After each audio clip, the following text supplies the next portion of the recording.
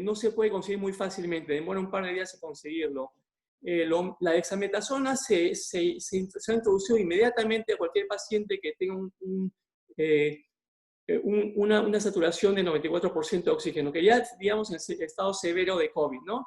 Y entonces el convalescent plasma también lo estamos usando, y en los pacientes ya intubados estamos usando el tocilizumab, que hay varios estudios que sugieren de que previene la mortalidad y disminuye el ICU stay y probablemente acorta la intubación. En resumidas cuentas, como te digo, Andrés, tenemos ya varios parámetros. Hemos aprendido a manejar mucho mejor la comparación de lo que fue hace 3 meses. Y lo otro que es muy remarcable es que la mayoría de los pacientes que están hospitalizándose son gente joven, entre 20 y 55. Esta semana estuve en Celebration y hubieron muchísimos pacientes jóvenes. Sí, la mayoría tenía un BMI más de 30 kilogramos por metro cuadrado, tenían un peso de 110 kilogramos. Hubieron un par de pacientes sin ningún comorbidity. Algunos tenían sickle cell, había uno con HIV, uno tenía pulmonary hypertension, pero estamos viendo mucha gente más joven. Sin embargo, la mortalidad está muy baja. Pero es lo que estamos viendo ahora. Acuérdate que hay un lag de 2 a 4 semanas entre lo que estamos viendo ahora y lo que se va a ver en 4 semanas, que nos va a decir realmente cuál va a ser la mortalidad. Pero el panorama ha cambiado muchísimo de lo que fue hace 2 o 3 meses. Estamos mejor preparados, tenemos mucho más drogas que usar y veremos qué es lo que pasa. Yo pienso que lo que podría decir a eso también, Javi, que hemos visto que los números vienen subiendo, la cantidad de infectados ha aumentado. La Florida, después de ser el 10º estado en los Estados Unidos en volumen, ahora estamos de tercero y casi de segundos. Estamos a punto de superar California y unirnos a Nueva York en infectados o en casos positivos. No quiere decir que estén en grandes casos positivos, pero si vemos la tasa de mortalidad comparada con el volumen es bastante baja. ¿Eso habla muy bien de la medicina local o eso habla el hecho que los jóvenes son los que están más afectados y tienen menos comorbilidades? Bueno, son las dos cosas, ¿no? Uno, de que la población de jóvenes es mucho más alta. Te puedo decir que el 50% de los hospitalizados ahora son gente joven, más del 50%, ¿no? Obviamente, la respuesta inflamatoria es mucho menor, tiene menos comorbidities y el pronóstico es mucho mejor, y la mayoría no está intubado, la mayoría están en high heated flow, 30%, están en oxígeno 6 litros, y los pacientes que están intubados son gente mayor, 65 años, hay uno con Down syndrome, diabetes, immunocompromised, HIV. Obviamente, los factores de riesgo son muy importantes, pero la mayoría de los pacientes son jóvenes, con pocos factores de riesgo, y el uso de las drogas, como te digo, todo el mundo desde que está en el hospital con una saturación de menos del 94%, recibe dexametasona 6 miligramos por 10 días. Todo el mundo que entra. Y eso es muy importante para prevenir la respuesta inflamatoria y el cytokine storm. Eso es importantísimo. Eso es el único medicamento que ha probado que disminuye la mortalidad, más sobre todo en pacientes no intubados. Creo que es hasta 25% de pacientes intubados según el estudio en Britain, en Inglaterra, y en pacientes que tienen non-pressure ventilation, creo que es como 18%. Entonces, definitivamente.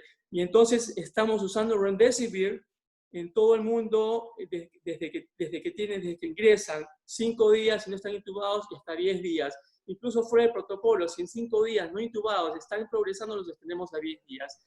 Y tenemos el convalescent plasma y el interleukin inhibitor, que también es un poquito difícil de conseguir y que tiene cierta criteria para utilizarlo. Javi, para aclarar un poco a las personas el público que no está de pronto relacionado con los nombres de los medicamentos, y también viendo, por ejemplo, en varios lugares, como en Colombia, El Salvador, y que ya hay médicos que están saliendo con otros protocolos más simples y diciéndole a las personas, en estos días estaba leyendo, dice, no, ve si compra tan fácil a la farmacia una bomba.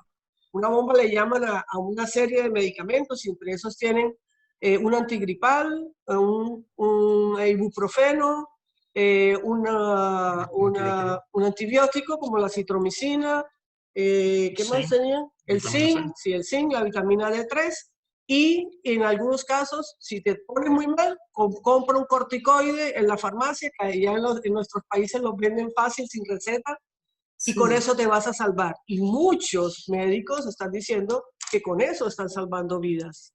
¿Qué opinas al respecto?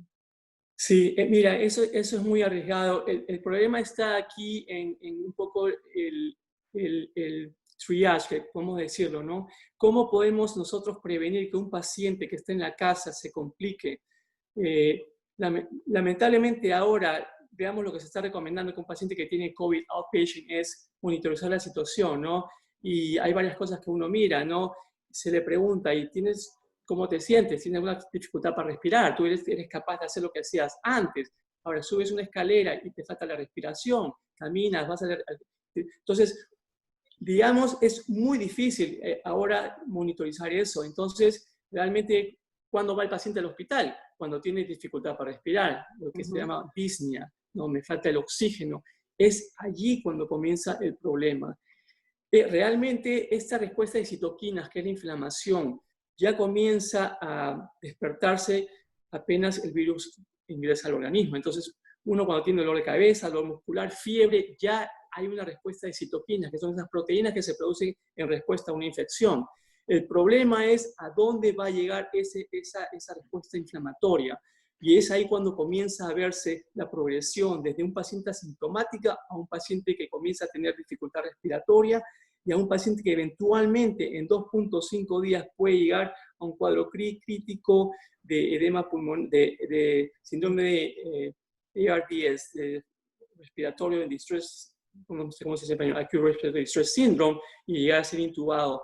Entonces, hay varias ideas,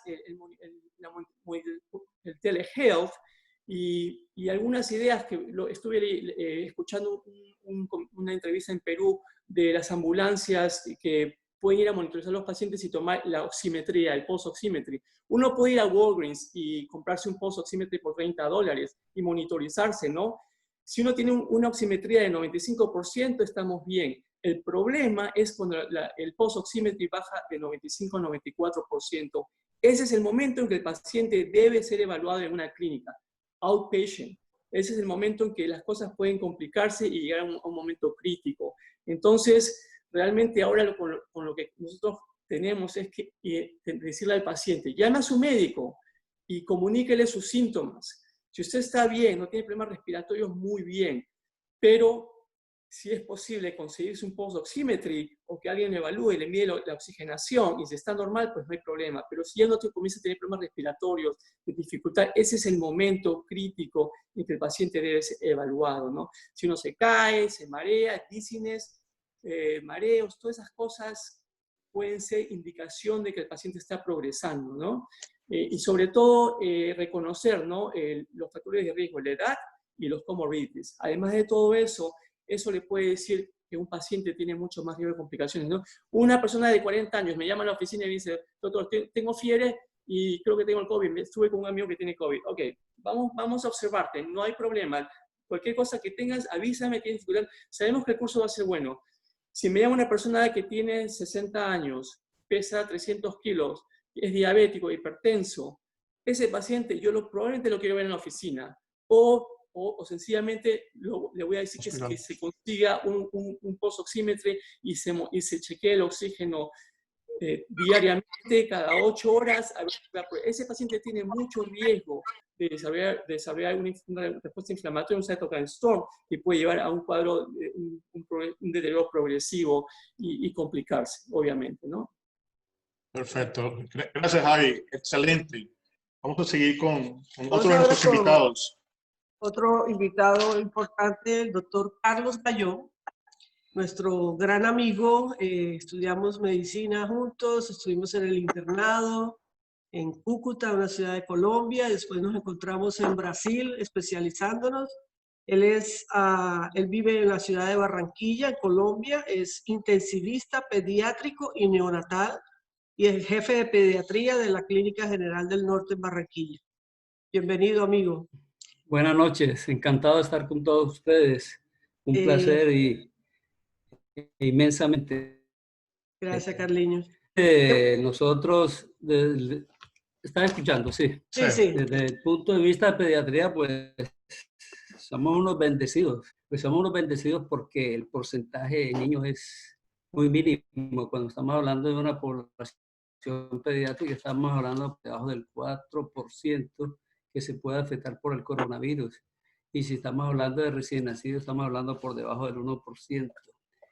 Todavía no hay claridad, por ejemplo, en los recién nacidos, la forma de contagio, ¿sí? No hay una evidencia que me diga que la transmisión es intrauterina o a través del cordón umbilical o transplacentaria. Pero sí hay cierta evidencia donde puede haber una relación importante, es en el momento del nacimiento del bebé. Antes del nacimiento y en el momento del nacimiento. Entonces, ese contagio puede estar relacionado mucho, es si la madre es positiva o los cuidadores son positivos o es alguna sospecha. Realmente es toda una vivencia muy traumática porque yo, como decía la doctora Daniela, yo no me imaginé esto, a pesar de que en pediatría no lo estoy viviendo, lo veo con los adultos.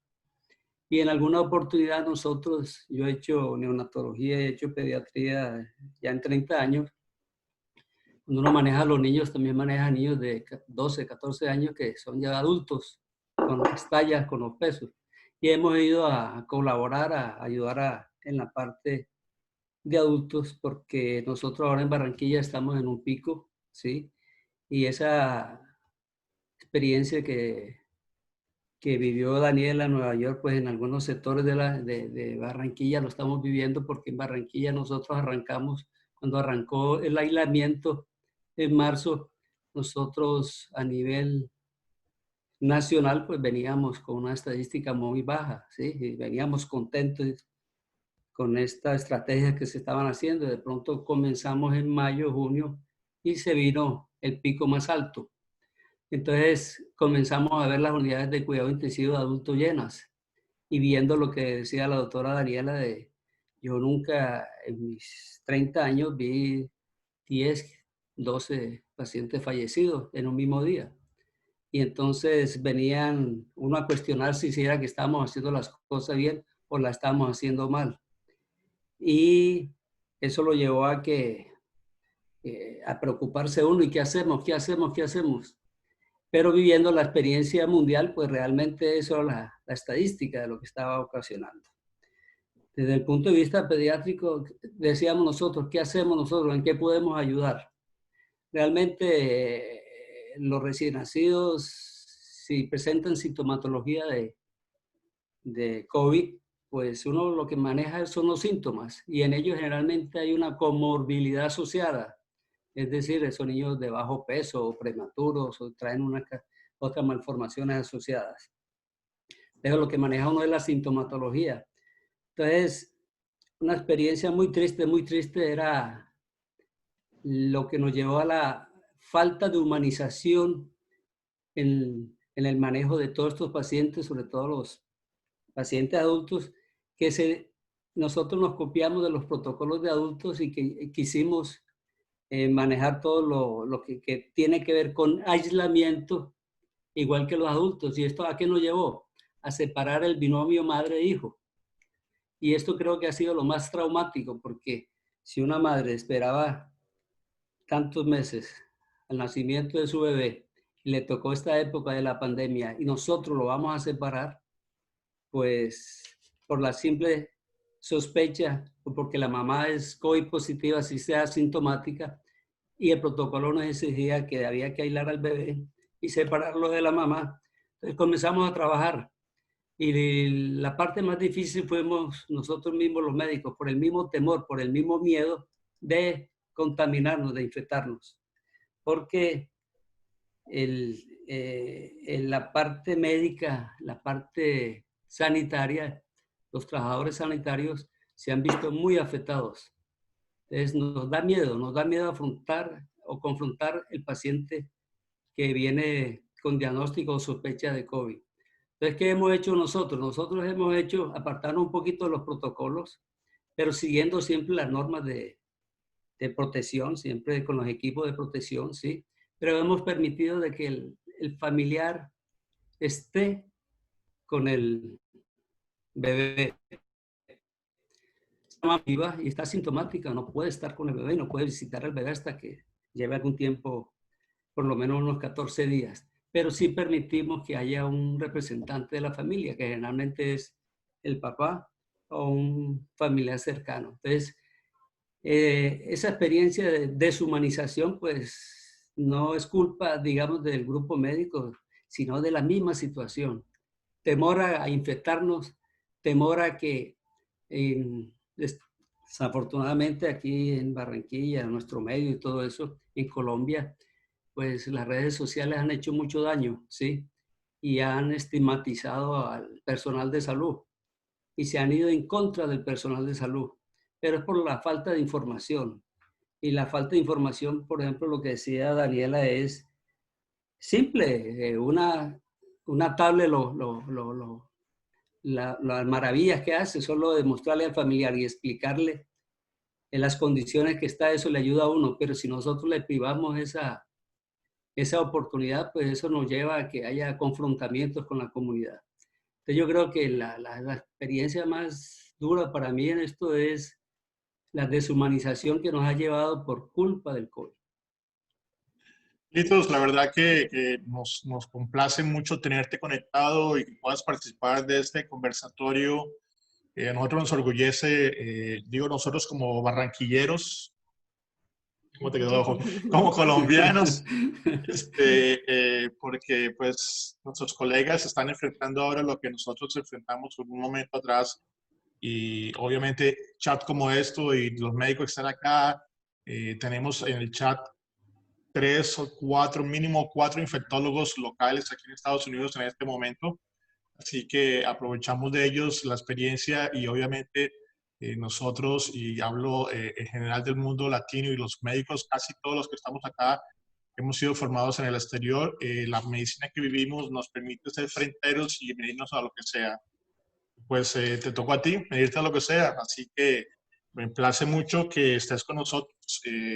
Al final vamos a tener posibilidad de preguntas y vamos a poder que todas las personas puedan hacer los panelistas. Déjame hacerle una pregunta que me hizo una amiga en estos días, y hay otra amiga que también está embarazada y está con el COVID, están con el COVID. Me preguntó si el virus puede pasar al útero de la mamá embarazada. O sea, si el virus está en la sangre, pues es posible que haga haga una invasión a nivel de la placenta, haga una placentitis, ¿sí?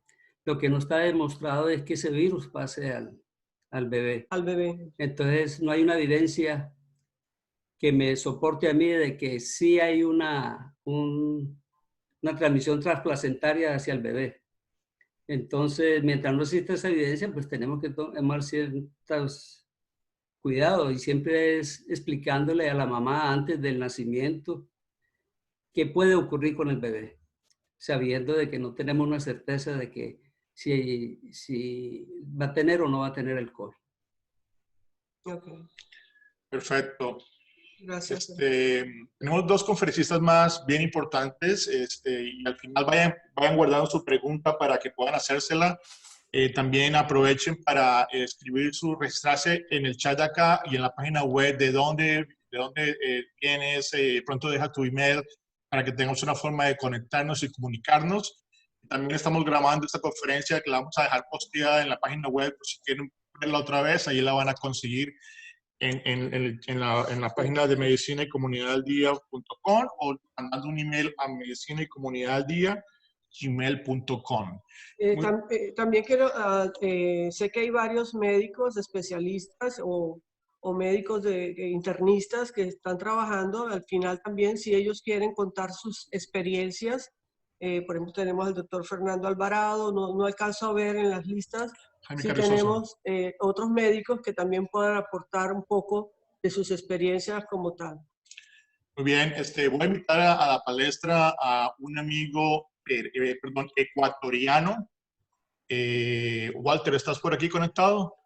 Sí, aquí estoy. Perfecto. Hola. Walter es un colega ecuatoriano, un gran amigo. Fuimos compañeros de residencia en Brasil. Nos especializamos en la Santa Casa. Él es un médico ortopedista, terminó en la Universidad de Guayaquil en Ecuador.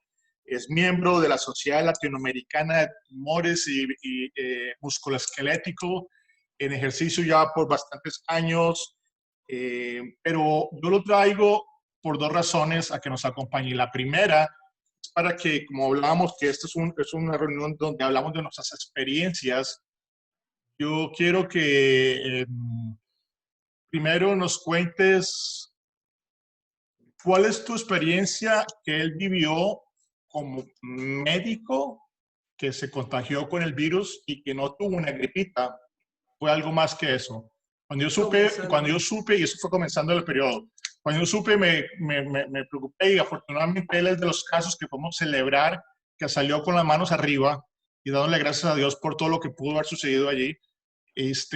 Walter, es un placer tenerte aquí. Gracias por la invitación, gracias por estar aquí en esta invitación que te hicimos. Y bueno, me gustaría que le contaras al mundo y a todas las personas que están aquí conectadas tu experiencia de un médico con COVID en situación delicada. Bienvenido, Walter. Muchas gracias, Andrés, por tus palabras. Un saludo a todos los amigos que nos acompañan esta noche. Bueno, la experiencia que tuve, la verdad es que no es muy buena. Un virus que, bueno, todo el mundo piensa que no te va a dar, pero resulta que me dio. Esto probablemente lo agarré, regresaba de un congreso en Santiago, y cuando fui al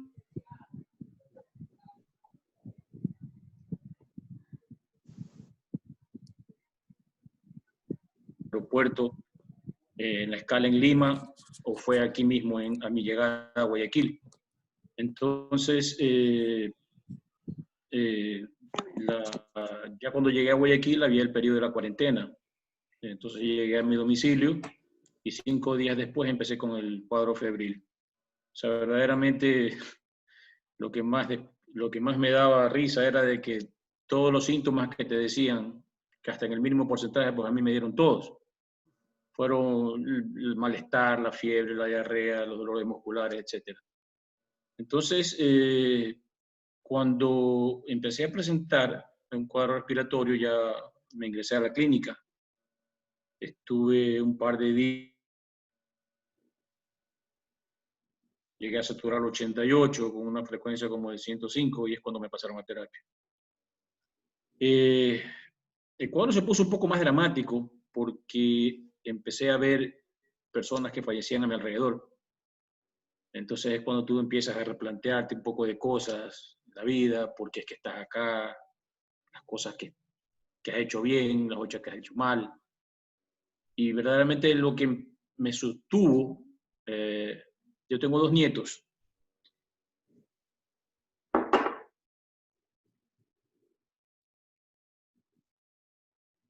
Que todavía no me lleve, pues quería disfrutar, son muy pequeños, tienen 5 y 3 años. Entonces, esa parte, la fortaleza espiritual, levantarme todos los días y primero agradeciendo porque estaba otro día vivo, cuando a mi alrededor fallecían personas, 2 a 3 en terapia. Fue la época en que en Guayaquil estuvo, ustedes deben haber acompañado las noticias y el cuadro era muy dramático, gente que fallecía.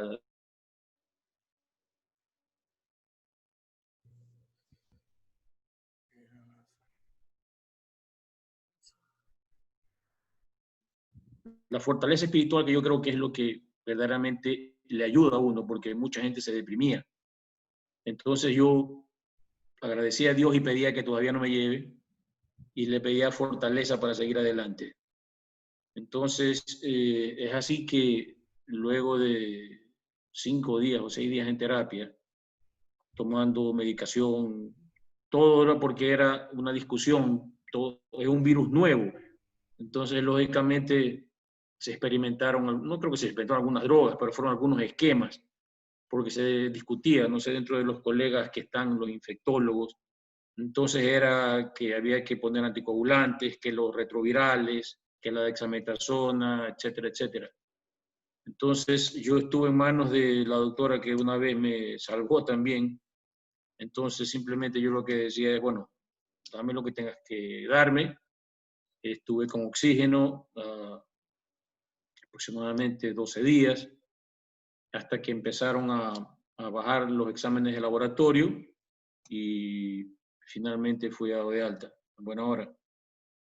Entonces, después de todo este episodio, uno verdaderamente empieza a ver la vida de otra manera y empiezas a darte cuenta de que hay muchas cosas que no vale la pena desesperarte por eso, ¿sí? Hay otras cosas más importantes, el amor a tu esposa, el amor a tu familia, los nietos, los hijos. Entonces, que los que somos médicos le dedicamos mucho tiempo a nuestro trabajo y verdaderamente lo que nos queda por disfrutar con ellos es muy poco. Entonces tú empiezas a poner en una balanza, ¿no? Y te das cuenta que el dinero no lo es todo. Entonces, eso fue la vivencia, así a grosso modo mía, y un poco las conclusiones a las que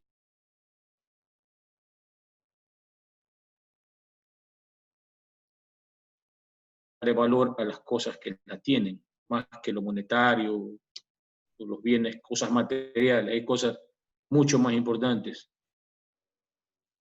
Gracias, Walter. La verdad que yo escuché tu testimonio cuando pudimos hablar después de que saliste de la clínica y quería compartirlo porque pues, es una vivencia de vida, o sea, es un médico, pero a la larga es humano y tiene que enfrentarse a algo bien difícil en momentos bien complicados de su salud. Me llama la atención una cosa y me gustaría pronto, aprovechando que hay varios infectólogos acá que están trabajando en el COVID, unas cosas que me llaman la atención era que tú dormías boca abajo y esa es la forma como ventilabas mejor. Sí, más o menos como al segundo día, verdaderamente no mejoraba cuando estuve en terapia intensiva. Entonces empezaron las recomendaciones de parte de los terapistas respiratorios a estar en decúbito ventral. Entonces tuve que poner boca abajo aproximadamente por 10 horas, más la medicación, más los controles y todo. Y en los controles radiográficos que me hicieron, como al cuarto día, la doctora que me veía habló con mi esposa y le dijo, oye, ¿sabes qué? Los pulmones de Walter están limpios. Entonces, la verdad es que yo creo que ahí fue que yo di un paso adelante y la recuperación mía fue más rápida. Entonces, supuestamente ventilas mejor y eso fue lo que me pasó en el decúbito ventral. No sé si el resto de los colegas, los internistas o intensivistas que están ahí, si parte del tratamiento también es esta posición. No sé qué opinan el resto de los amigos que están en el campo. Sí, incluso lo recomendamos a todos los pacientes que están despiertos, se llama awake proning. Y de hecho, desde que entran al hospital sin que estén intubados, les recomendamos que se pongan en posición de decúbito, en proning. Hay que tener mucho cuidado porque inicialmente pueden bajar la saturación de oxígeno. Incluso había un paciente que se le puso en posición de proning para limpiarlo y desaturó y se fue intubado. Y los pacientes, no todos toleran esa posición de proning. Algunos lateral decúbitos ayuda mucho. La idea es de prevenir el colapso del alveolo. Pero definitivamente el proning es una medida muy importante